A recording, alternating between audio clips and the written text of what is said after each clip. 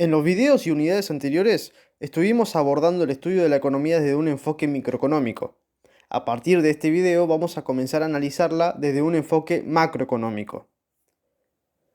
Cuando hacemos un análisis microeconómico, nos estamos centrando en un mercado en particular. Lo observamos y tratamos de explicar el comportamiento de los actores económicos, como los individuos y las empresas, que participan de ese mercado. Por ejemplo, nos interesa explicar, entre otras cuestiones, cómo varían los precios y las cantidades que se intercambian en ese mercado determinado. El análisis macroeconómico, en cambio, estudia la economía en su conjunto, de manera agregada. Es decir, no estudia la evolución de un mercado en particular, sino que estudia la evolución global de la economía de un determinado país o región. El análisis macroeconómico intenta comprender y explicar, entre otros temas, el crecimiento económico, la inflación y el desempleo de un país, no de un sector en particular. A través del análisis de diversos agregados económicos, se busca establecer determinadas relaciones entre ellos que puedan ser consideradas como comportamientos sistemáticos destinados a comprender el funcionamiento global de la economía y las posibilidades de influir sobre ellos. Entre los principales agregados macroeconómicos encontramos el producto, que es la sumatoria de todos los bienes y servicios finales producidos en la economía durante un periodo determinado. El valor agregado es el valor que las empresas agregan al de los insumos utilizados en el proceso productivo para elaborar los bienes que ofrecen. El ingreso corresponde a la sumatoria de todas las remuneraciones que se generan en el proceso de producción, básicamente renta, ganancia y salarios. Producto, valor agregado e ingresos son tres formas alternativas de medir creación de riqueza en el proceso de producción de bienes y servicios, y son equivalentes. En el análisis macroeconómico, lo que interesa es estudiar la relación entre distintos agregados y de qué manera el nivel de alguno de ellos puede influir o determinar el nivel de otros. A continuación vamos a ver qué agregados componen la oferta global de productos, los bienes y servicios finales, y cuál es la demanda global que determinarán el uso que se dará a esa producción. En una economía que mantenga relaciones económicas con otros países, la oferta global de bienes y servicios para la comunidad está constituida por el producto de esa economía más las importaciones que se realicen. Cabe destacar que en esta ecuación el producto está representado por la letra P y las importaciones por la letra M. Por lo tanto, OG equivale a la oferta global. La oferta global representa la totalidad de bienes y servicios disponibles para atender las necesidades de la comunidad. La demanda global describe de qué manera se utilizan los bienes y servicios producidos o importados durante un periodo determinado. Hay cuatro destinos posibles: consumo de las familias, reposición, ampliación o mejora de la capacidad productiva de las empresas, denominada inversión, compras por parte de los organismos estatales dependientes del gobierno, denominadas consumo público o gasto público, y las exportaciones. En esta ecuación, el consumo de las familias está expresado con la letra C, las inversiones con la letra I, el gasto o consumo público con la letra G y las exportaciones con la letra X. Por lo tanto, DG equivale a la demanda global. En el agregado consumo se incluyen todas las compras de bienes y servicios finales que llevan a cabo las familias con los ingresos que percibieron, que de esa forma salen definitivamente del circuito de producción. La característica más importante del consumo es que con su adquisición los bienes y servicios desaparezcan del proceso productivo en forma definitiva. Si no lo hacen, no son considerados como consumo, sino como inversión, como sería el caso de la diferencia entre la compra de un vehículo para uso personal y la adquisición del mismo vehículo con fines comerciales o industriales. Este agregado incluye todas las compras de bienes y servicios finales que hacen las unidades productivas para reponer, ampliar o mejorar su capacidad productiva instalada. Esto incluye tanto las instalaciones fijas como galpones, tinglados, maquinaria y equipamiento, como así también bienes muebles, tales como las herramientas, instrumentos de trabajo, vehículos, etc.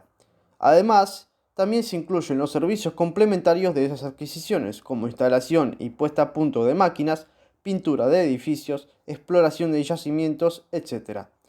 Todo esto con la condición de que su valor se transfiera al costo de los productos y por lo tanto se recupere en varios periodos y no en uno solo.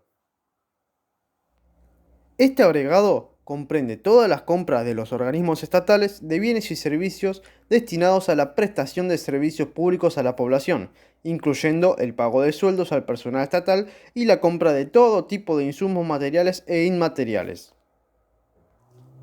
Este agregado incluye todas las compras de bienes y servicios producidos en el territorio nacional, finales o intermedios, que realizan personas y empresas no residentes en el país, o sea, residentes en el extranjero.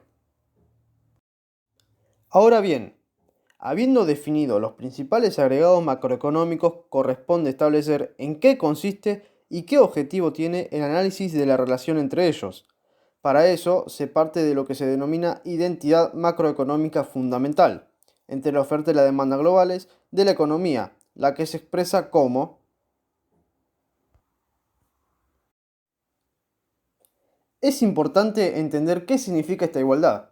Está diciendo que todo lo que se produjo, P, o se importó del exterior, M, se destinó a consumo de las familias, C, a inversiones de las unidades productivas, I, a adquisiciones del Estado, G, o del resto del mundo, X. Si esto fuese así siempre, no habría por qué preocuparse, porque sería como decir que todo lo que se produce o importa se vende, que es lo mejor que puede pasar en la economía. Si no se verifica, la situación resultante no es estable y por lo tanto tenderá a modificarse en un sentido u otro. Lo que interesa saber es si los planes de producción de las unidades productivas se van a ver correspondidos o no por una demanda equivalente de sus productos. Y aquí se pueden dar tres situaciones. 1. Que las expectativas empresariales se vean satisfechas, vendan todo lo que se propusieron producir y en ese caso muy probablemente repetirán los mismos planes de producción para el ejercicio siguiente, es decir, que el cumplimiento de la condición de equilibrio mantiene una tendencia estable en la producción. 2. Que esas expectativas no se cumplan y, por algún motivo que se va a analizar después, la demanda sea inferior a la oferta de productos. En este caso, las unidades productivas van a ver que una parte de lo producido no se vendió, pasando a engrosar involuntariamente las existencias de productos, por lo cual van a planear un nivel de producción menor para el periodo siguiente. 3. Que las expectativas se vean superadas y se les demande a las unidades productivas más de lo que produjeron. Si tenían stock de productos o insumos, seguramente van a notar una reducción involuntaria del mismo y naturalmente se van a proponer elevar el nivel de producción para el periodo siguiente. En las situaciones 2 y 3, la condición de equilibrio entre oferta y demanda no se cumple, y eso va a hacer que los planes de producción y el nivel de actividad cambien para el periodo siguiente, modificando la situación original. En la situación número 1, en cambio, la condición de equilibrio se cumple y entonces no va a haber motivos para modificar el ritmo de producción ni el nivel de actividad económica. Es muy importante advertir que el cumplimiento de la condición de equilibrio macroeconómico entre oferta y demanda solo va a asegurar que el nivel de actividad económica no tendrá tendencia a modificarse, pero eso no significa que ese nivel de actividad garantice el pleno empleo de factores. Efectivamente, se puede verificar la igualdad entre oferta y demanda con un nivel importante de capacidad ociosa en las unidades productivas y o con una alta tasa de desocupación de la mano de obra, con lo cual la condición de equilibrio no puede ser un objetivo en sí mismo si hay desempleo de factores productivos. Para entender mejor la posibilidad de discrepancia o desacuerdo entre oferta global y demanda global, conviene utilizar un esquema muy simple que concentre la atención en el comportamiento de las familias al decidir el destino de sus ingresos a consumo o ahorro y en el de las unidades productivas cuando planean invertir. En este esquema, para simplificar, vamos a prescindir de las variables relacionadas con el Estado y el sector externo, que es lo mismo que suponer que esos actores no existen o no tienen actividad económica alguna.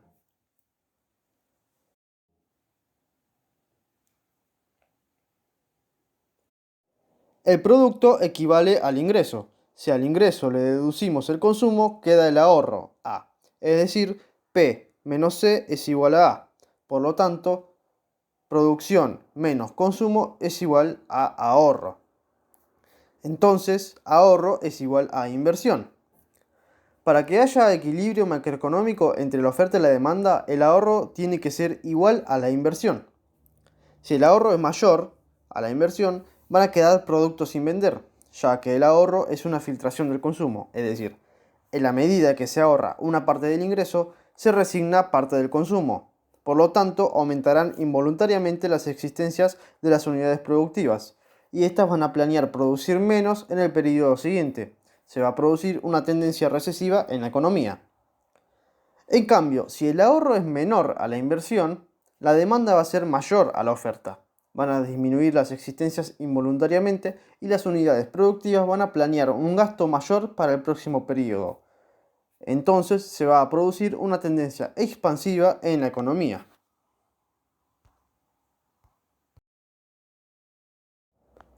Partiendo de la ecuación macroeconómica fundamental que se muestra a continuación, vamos a considerar al sector público, pero por el momento no vamos a incorporar al sector externo. Sin sector externo, M es igual a 0, X es igual a 0 y P es igual a Y, es decir, el producto es igual al ingreso. Sumando y restando los impuestos, a fin de reorganizar la expresión, pasando impuestos, T, para el otro lado de la igualdad, recordando que el ingreso disponible es el ingreso menos los impuestos, es decir, YD es igual a Y menos T.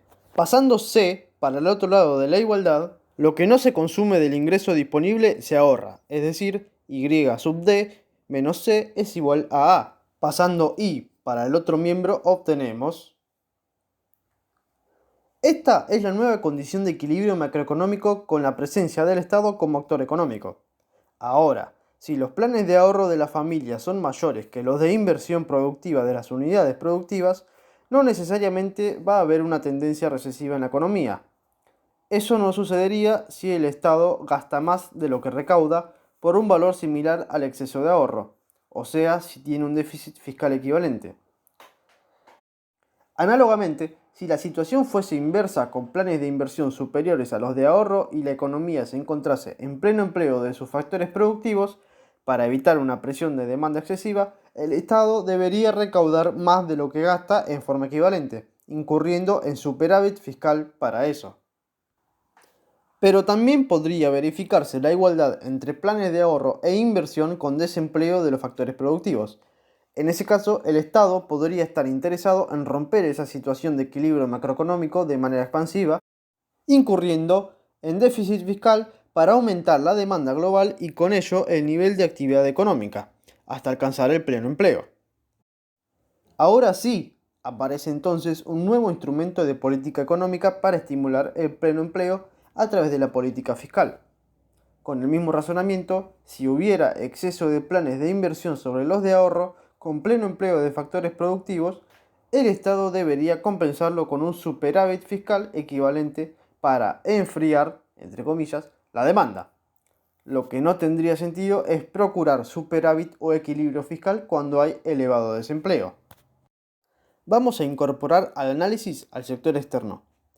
Partimos nuevamente de la ecuación macroeconómica fundamental, reemplazamos producto por ingreso, pasamos importaciones al otro lado de la igualdad, sumamos y restamos los impuestos, pasamos los impuestos para el otro lado de la ecuación, recordamos que ingreso menos impuestos es igual al ingreso disponible y reordenamos la expresión. Pasamos consumos e inversión al otro lado de la igualdad y agrupamos variables entre paréntesis. Finalmente, dado que lo que no se consume del ingreso disponible se ahorra, entonces esta presentación se conoce como esquema de tres brechas. La primera brecha es del sector privado, A menos I. La segunda brecha es del sector público, G menos T. Y la tercera y última brecha es del sector externo, X menos M. Es muy importante comprender los alcances y limitaciones de este esquema de análisis macroeconómico, siempre recordando que esta condición de equilibrio asegura que la oferta global y la demanda global serán iguales y eso va a hacer que la actividad económica se mantenga estable, pero nada dice sobre el nivel de empleo de factores productivos que genera ese nivel de actividad. Lo que indica este esquema es que si hubiera un exceso de los planes de ahorro sobre los de inversión con tendencia recesiva, ahora hay dos maneras de compensar esa brecha privada. Uno, con un déficit fiscal equivalente y dos, con un superávit en el comercio exterior. Sin embargo, los efectos de ambas alternativas son bastante diferentes. Si la tendencia recesiva se compensa con déficit del Estado, esto va a ser posible colocar la totalidad de la producción en el mercado interno y de esa forma mantener la disponibilidad interna de bienes y servicios, que es el nivel de vida de la población. Pero si la brecha privada recesiva se compensa con un superávit equivalente del comercio exterior, eso implica que se exporten más bienes de los que se importen, y por lo tanto va a haber una parte de la producción interna que va a ser puesta a disposición del resto del mundo, reduciendo entonces la disponibilidad y el nivel de vida interno, pero generando una creencia o derecho a comprar bienes importados a futuro. El razonamiento anterior es válido también si la situación original fuera de equilibrio macroeconómico, pero con desempleo de factores.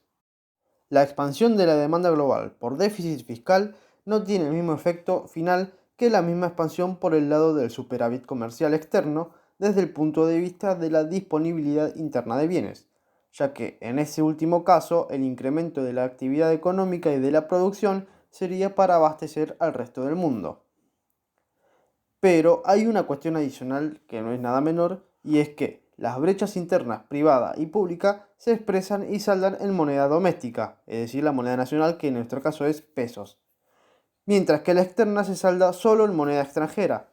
El caso más común es de los dólares, aunque también se puede expresar en moneda nacional. Para ver la consecuencia de esta situación conviene presentar el esquema de tres brechas de otra forma. Pasamos la brecha del sector público, G-T, hacia el otro lado de la igualdad. En la expresión se presenta la brecha interna compuesta por la privada y la pública en el primer miembro y la brecha externa en el segundo miembro. La brecha interna se financia en pesos, pero la externa se debe financiar en dólares. Esto revela que cualquier situación expansiva derivada de un exceso de inversión sobre ahorro y o de un déficit fiscal persistente podría ser compensada con un déficit del comercio exterior que requeriría endeudarse con el resto del mundo y o perder reservas de divisas para poder mantenerlo. Por el lado de la disponibilidad interna de bienes, es obvio que un exceso de planes de inversión sobre el ahorro interno o un déficit del Estado requerirían inicialmente traer del exterior más bienes de lo que se exportan. El esquema de tres brechas es útil para entender la relación entre los principales agregados macroeconómicos de una economía abierta al resto del mundo y con un sector público activo económicamente hablando.